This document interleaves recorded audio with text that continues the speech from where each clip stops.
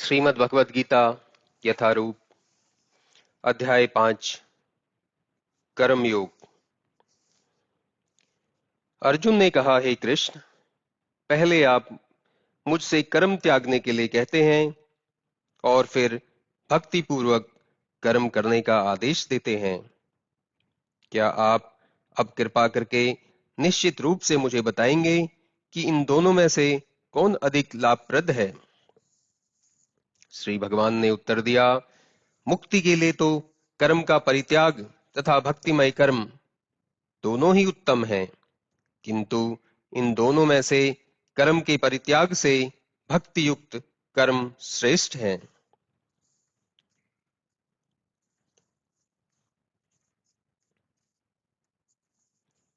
जो पुरुष न तो कर्म फलों से घृणा करता है और न कर्म फल की इच्छा करता है, वह नित्य सन्यासी जाना जाता है। हे महाबाहु अर्जुन, ऐसा मनुष्य समस्त द्वंद्वों से रहित होकर भवबंधन को पार कर पूर्णतः मुक्त हो जाता है। अज्ञानी ही भक्ति कर्म योग को भौतिक जगत के विश्लेषणात्मक अध्ययन से भिन्न कहते हैं। जो वस्तुतः ज्ञानी हैं, वे कहते हैं कि जो इनमें से किसी एक मार्ग का भली भांति अनुसरण करता है, वह दोनों के फल प्राप्त कर लेता है। जो यह जानता है कि विश्लेषणात्मक अध्ययन द्वारा प्राप्त स्थान भक्ति द्वारा भी प्राप्त किया जा सकता है, और इस तरह जो सांख्य योग तथा भक्ति योग को एक समान देखता है, वही वस्तुओं को यथारूप में देखता है। भक्ति में लगे बिना केवल समस्त कर्मों का परित्याग करने से कोई सुखी नहीं बन सकता, परंतु भक्ति में लगा हुआ विचारवान व्यक्ति शीघ्र ही परमेश्वर को प्राप्त कर लेता है। जो भक्ति भाव से कर्म करता है, जो विशुद्ध आत्मा है और अपने मन तथा इंद्रियों को वश में रखता है, वह सबों को प्रिय होता है और सभी लोग उसे प्रिय होते हैं। ऐसा व्यक्ति कर्म करता हुआ भी कभी नहीं बनता। दिव्य भावनामृत युक्त पुरुष देखते, सुनते, स्पर्श करते, सूंघते, खाते, चलते फिरते, सोते तथा श्वास लेते हुए भी अपने अंतर में सदैव यही जानता रहता है कि वास्तव में वह कुछ भी नहीं करता। बोलते, त्यागते, ग्रहण करते या आंखें खोलते बंद करते हुए भी वह यह जानता रहता है कि भौतिक इंद्रियां अपने अपने विषयों में प्रवृत्त हैं और वह इन सब से पृथक है।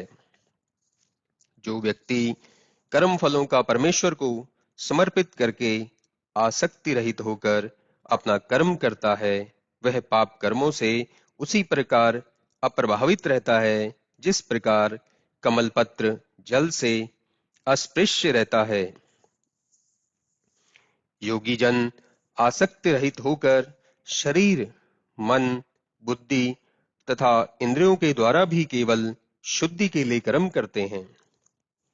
निश्चल भक्त शुद्ध शांति प्राप्त करता है, क्योंकि वह समस्त कर्म फल मुझे अर्पित कर देता है।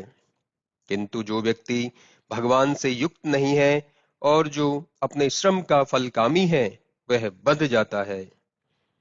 जब देहधारी जीवात्मा अपनी प्रकृति को वश में कर लेता है और मन से समस्त कर्मों का त्याग कर देता है, तब वह 9 द्वारों वाले नगर भौतिक शरीर में बिना कुछ किए कराए सुखपूर्वक रहता है। शरीर रूपी नगर का स्वामी देहधारी जीवात्मा न तो कर्म का सृजन करता है, न लोगों को कर्म करने के लिए प्रेरित करता है, न ही कर्म फल की रचना करता है। यह सब तो प्रकृति के गुणों द्वारा ही किया जाता है। परमेश्वर न तो किसी के पापों को ग्रहण करता है, न पुण्यों को, किंतु सारे देहधारी जीव इस अज्ञान के कारण मोहग्रस्त रहते हैं, जो उनके वास्तविक ज्ञान को आच्छादित किए रहता है। किंतु जब कोई उस ज्ञान से प्रवृत्त होता है जिससे अविद्या का विनाश होता है, तो उसके ज्ञान से सब कुछ उसी तरह प्रकट हो जाता है जैसे दिन में सूर्य से सारी वस्तुएं प्रकाशित हो जाती हैं।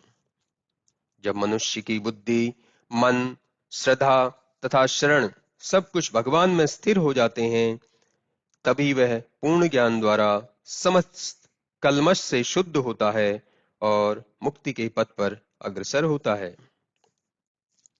विनम्र साधु पुरुष अपने वास्तविक ज्ञान के कारण एक विद्वान तथा विनीत ब्राह्मण, गाय, हाथी, कुत्ता तथा चांडाल को समभाव देखते हैं।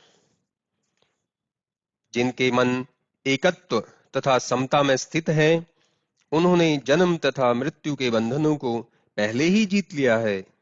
वे ब्रह्म के समान निर्दोष हैं और सदा ब्रह्म में ही स्थित रहते हैं। जो न तो प्रिय वस्तु को पाकर हर्षित होता है और न अप्रिय को पाकर विचलित होता है, जो स्थिर बुद्धि है, जो मोह रहित है और भगवत विद्या को जानने वाला है, वह पहले से ही ब्रह्म में स्थित रहता है।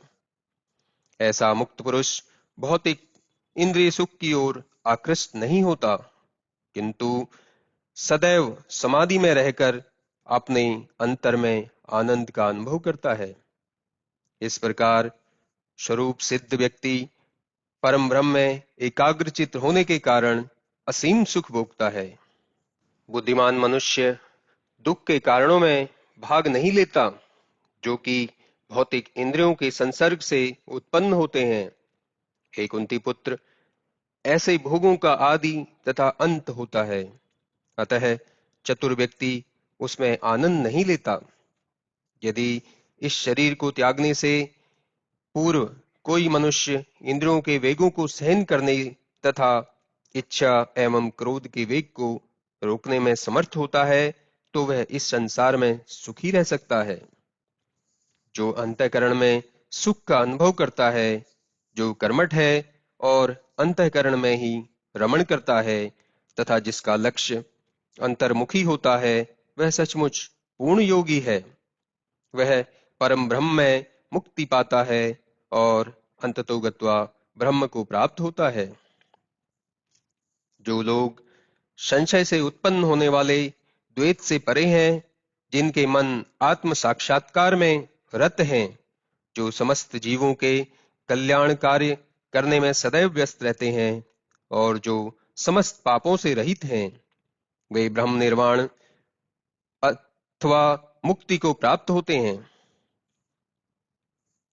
जो क्रोध तथा समस्त भौतिक इच्छाओं से रहित हैं, जो स्वरूप सिद्ध आत्मसंयमी और संसिद्धि के लिए निरंतर प्रयास करते हैं, उनकी मुक्ति निकट भविष्य में सुनिश्चित है।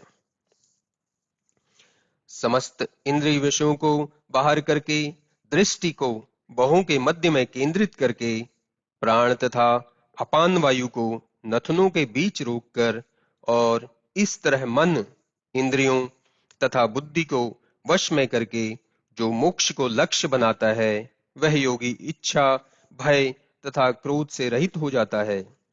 जो निरंतर इस अवस्था में रहता है, वह अवश्य ही मुक्त है। मुझे समस्त यज्ञों तथा तपस्याओं का परम भोक्ता, समस्त लोकों तथा देवताओं का परमेश्वर एवं समस्त जीवों का उपकारी एवं हितैषी जानकर मेरे भावनामृत से पूर्ण पुरुष भौतिक दुखों से शांति लाभ करता है।